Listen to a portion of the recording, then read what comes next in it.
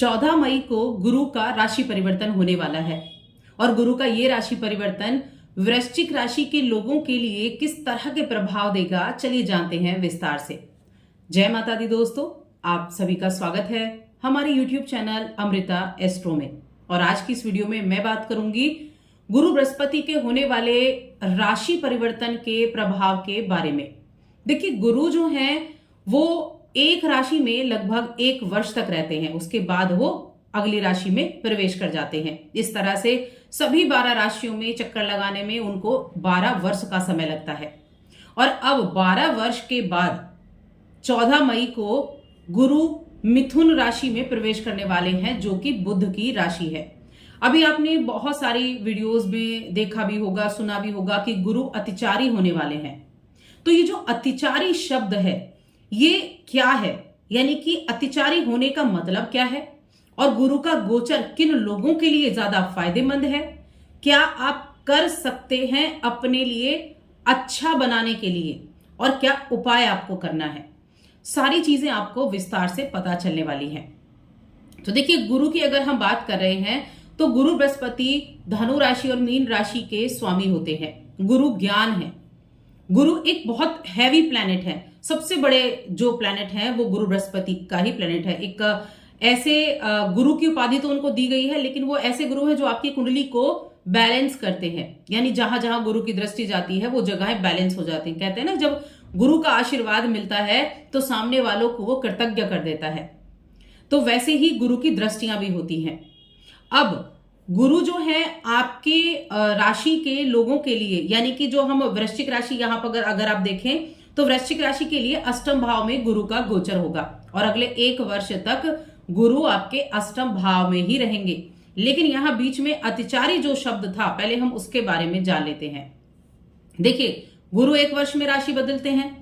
अब इस बार क्या होगा कि 5 महीने बाद ही गुरु राशि बदल लेंगे, यानी कि जिस काम को वो 12 महीने में पूरा करते हैं उस काम को ये 5 महीने में पूरा करेंगे।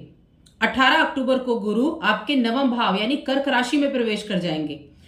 कुछ वक्त के लिए ही जाएंगे, जो कि 5 दिसंबर तक रहेंगे। 18 अक्टूबर से 5 दिसंबर तक ये कर्क राशि में रहेंगे। उसके बाद फिर से ये आपके अष्टम भाव यानी मिथुन राशि में आ जाएंगे।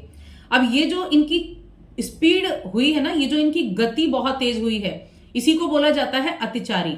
न जाने गुरु ऐसी कौन सी जल्दी में है जो 1 वर्ष की यात्रा को वो 5 महीने में कंप्लीट कर रहे हैं।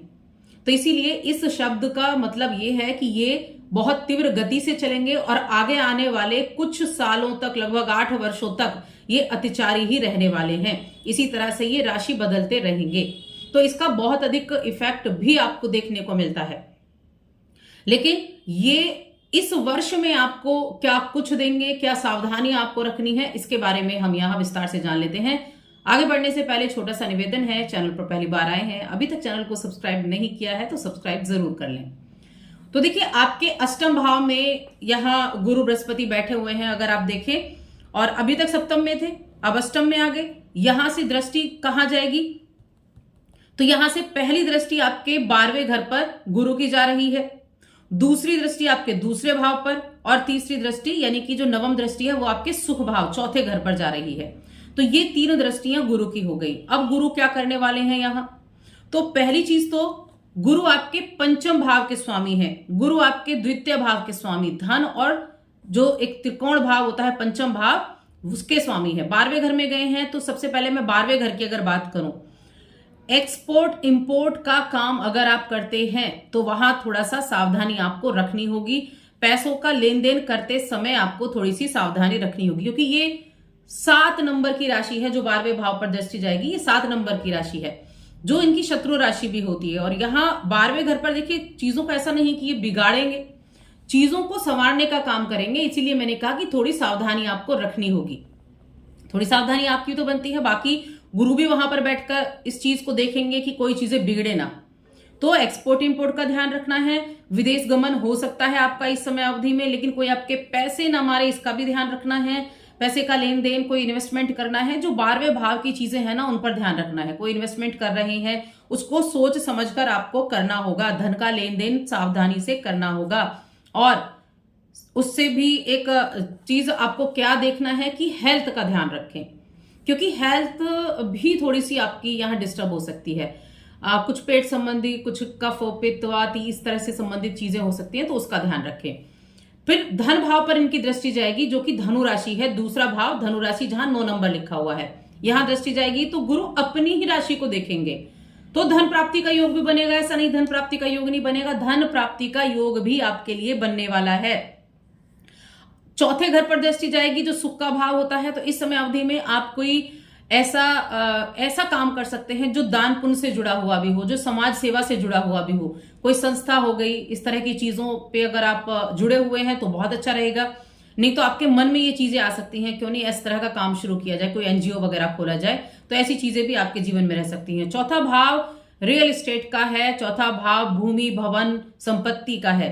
जो भी इस राशि के जातक इस तरह के काम से जुड़े हुए हैं, ठेकेदारी का काम करते हैं, रियल एस्टेट का काम करते हैं, मकान वाहन से जुड़ा हुआ काम करते हैं, कमीशन से जुड़ा काम करते हैं, तो उन लोगों के लिए बहुत अच्छा ये समय रहने वाला है। या फिर आप बहुत ही अच्छे पद पर हैं, आप बड़े अच्छे आपका पोजीशन है, तो उन लोगों के लिए बहुत अच्छा होने वाला है।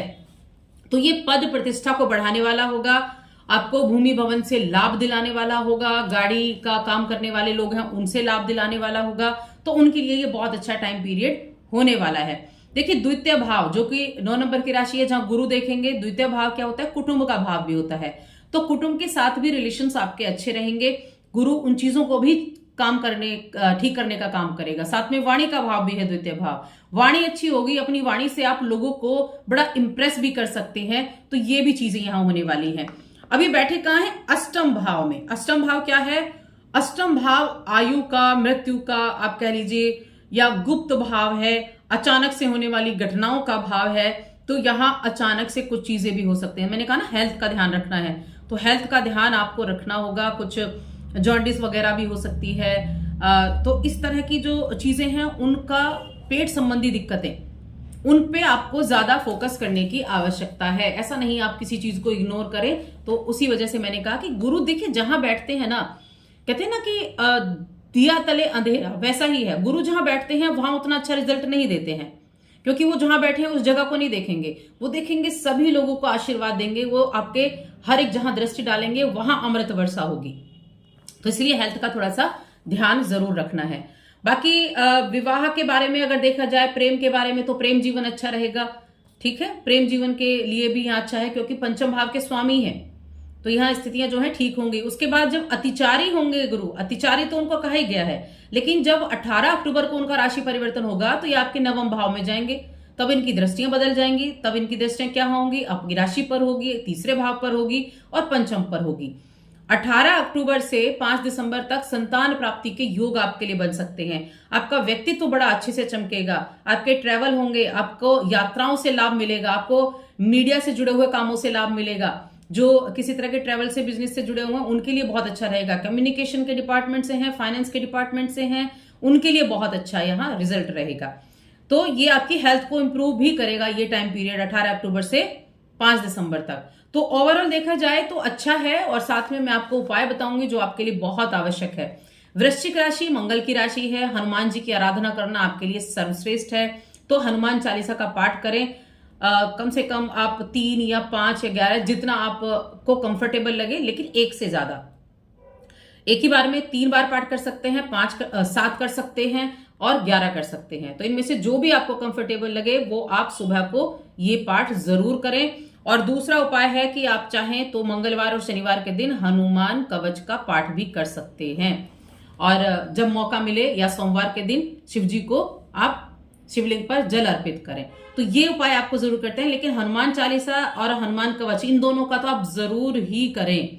फिर देखें गुरु का गोचर आपके लिए चीजों को किस तरह से बदलने वाला साबित होगा। तो बस आज की इस वीडियो में इतना ही। वीडियो कैसी लगी हमें कमेंट करके जरूर बताएं।